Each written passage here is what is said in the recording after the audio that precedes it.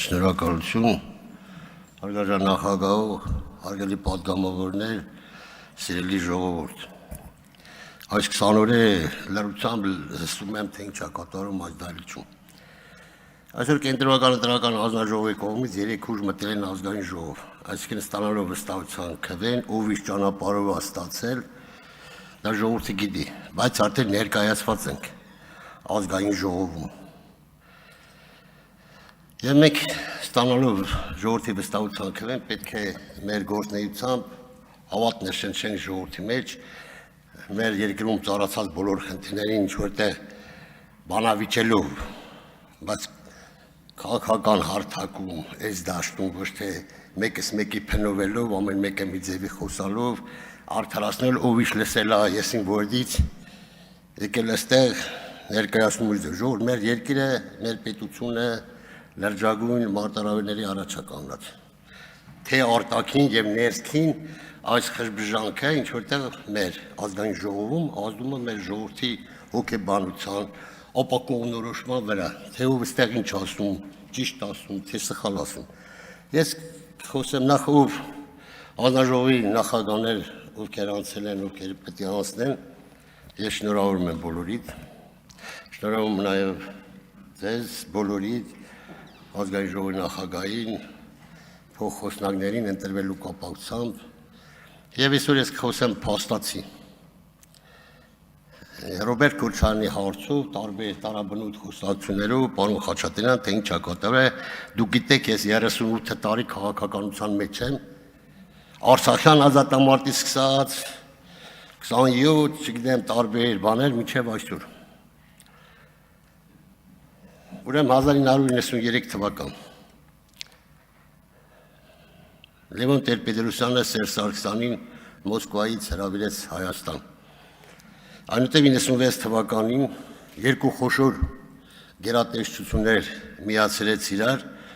ազգային անվտանգությունը եւ ներքին գործերը նախարար նշանակեց Սերժ Սարգսյանին։ 97 թվականին ես ուզում եմ էսի բոլորս իմանանք, մարդիկան քաջատեղյակ չեն, թե Ռոբերտ Քոչարյանին ով է բերել Հայաստանի Հանրապետություն։ Բառացի ասում եմ սպառապետի խոսքերով, որ ինձ ասել, խոսացել ենք։ Լևոն Տեր-Պետրոսյանը ուղարկում է, ասել է գնա Ռոբերտ Քոչարյանին բեր։ Ասում է գնացի առաջ անգամ չեկավ, երկրորդ անգամ ասավ նորից պետք է բերես։ Բերեց եւ 97 թվականին գիտեք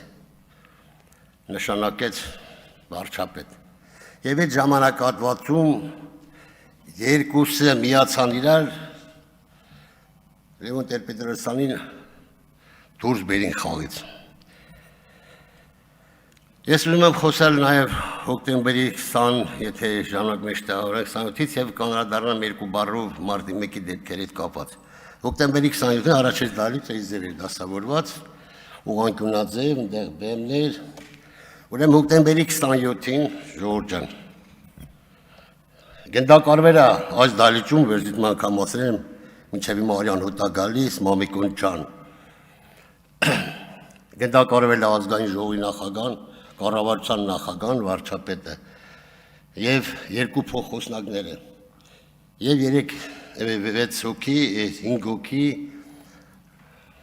պատգամավորներ եւ պետական հայրեր։ Ինչ է կատարվել, ես ուզում եմ դուք խորապես իմանաք, ինչ է կատարվել մեր երկրում։ Գնդակարվել է կառավարության նախագահան, ազգային ժողովի նախագահան, երկու փոխխոսնակներին։ Միրոյանին առաջ աստիճաներ ես կողմից էր։ Աստիճաների վրա են խփել ու բոլորին կոնտրոլի գլխից խփել են։ Կարեն Դեմիրճյանի կներեն ինձ իր հարազատները, ես գլխի տեղ է, որ ես մտել եմ բեմի վրա, մի թասի չափ sense ուղեղ ու արուն էր թափած։ Կամ Վազգեն Սարգսյանի գլխին պրիգլադով խփել է։ Էդի ով կարա մոռանա։ Ինչի համար եմ այս ամենը ասում։ Ուրեմն ինչ է կատարվել ազգային ժողովն այդ ժամանակ։ Չկար նախագահ, չկար փոխխոսնակները, ազգային ժողովը չկար վարչապետ։ Մեր սահմանադրությամբ ոչ մի բան չէր գործում։ Ոչ ազգային ժողովն էր գործում, ոչ կառավարությունը։ Մնացել էր միակ ցարիբոկ Ռոբերտ Քոչարյան։ Մենակ ինքը կարար, իր դեպքում կարար գործել։ Եթե մեկ փոխխոսնակ էլ կենթանի մնար, Մեր համանդրությամբ ազգային ժողովուրդն իսկ գրավիրվեր, կընտրվեր բանին, կձևավորի նոր կառավարություն եւ պետությունը կգներ իր ուների մեջ։ Այսինքն սպանությունները եղել են քաղաքական։ Եվ ասեմ ավելին, 12-ից 11-ից 15 րոպե Նայիրի Հունանյան այդ ժամանակահատվածում Խոսրով Հարությունյանին ասում է գնաց ասա որ թե զոր չմտնեն ամեն ինչ տեղից ձև ա եղել Խոսրով Հարությունյան դուրս է գալիս լուսահոգի այդ ժամանակ արդեն Կարեն Դեմիրճյանի սենյակ սուպերով զանգում է ում է զանգում բնականաբար Ռոբերտ Քոչարյանն եւ ասում է ստեղից էս դեպք այլ է որ Հետագայում Ռոբերտ Քոչարյանը ասավ 3 ժամ հետո ես չեմ անում ինչ էր կատարում ազգային ժողովի դահլիճում դրա համար չեմ գնացել Եվ պլյուս դրան ժողովուրդ ջան այսօր եկել ենք մի տեսակ արդարացնում ենք Ապոլինի բռնում են սրան նրան այն ժամանակ էլ օրինական գնդակարումին Հայաստանի Հանրապետության օրենսդիր մարմնում ամբողջ աշխարհի դեմ որ հազվագյուտ նման դեպքեր են աշխարհում ոչ թե Հայաստանում Եվ այսօր ինչ լավ չասցար մատել կրկնել դե ուշադիր լսի չկար ազգային ժողովի նախագահ չկար երկու փոխոսնակներ մեր համանդրությամբ ոչ մի բան չէր կարել գործել մնացել էր մենակ Ռոբերտ Քոչարյան ցանիբոք որ իր դեպքում մենակ կարան հետո գնաց լուրջ վերնեմ ջան բաբոց Հարգելի գործընկեր, Տիկին Վարդանյան, կլինի չխոսեք, մի արձագանքեք, թողեք թող խոսա, Տիկին Գրիգորյան ձեզ էլ հետաքրքրու, հետագայում ամեցեք, ես մանրամասն Լռեք Տիկին Գրիգորյան Մանրամասն կբացատրեմ, ինչա կատարվել Եվ այսօր եկել ենք արդարությունից ենք խոսում, արդարացնում ենք նախորդ իշխանություններին,